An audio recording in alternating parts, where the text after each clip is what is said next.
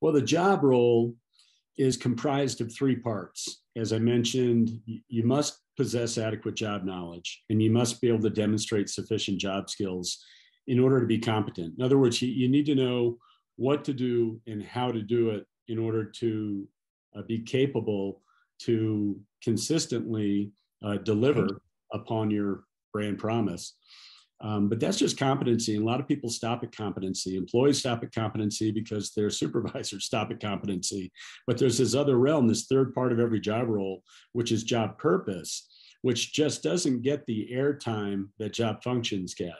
You know, everybody's well aware of what's expected of them at work. Oftentimes, they're aware of the bullet points of their job description. At least they're filed away in an employee folder somewhere, and they were exposed to them during the onboarding process.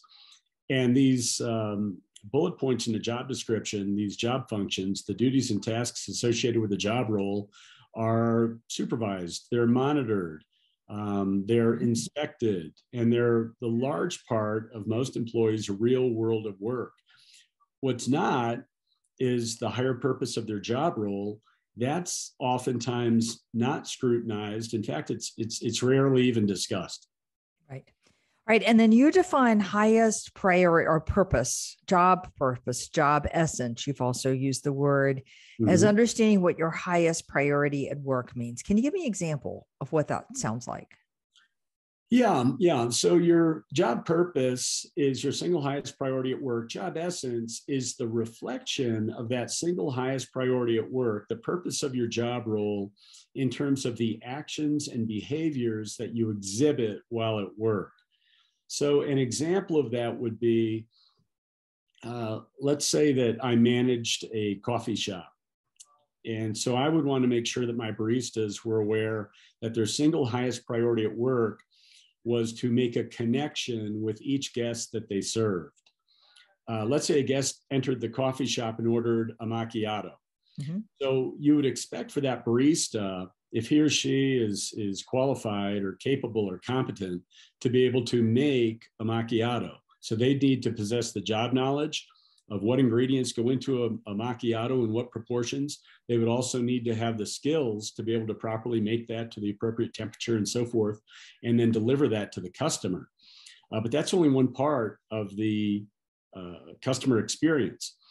And that's the part that's fulfilled by most baristas.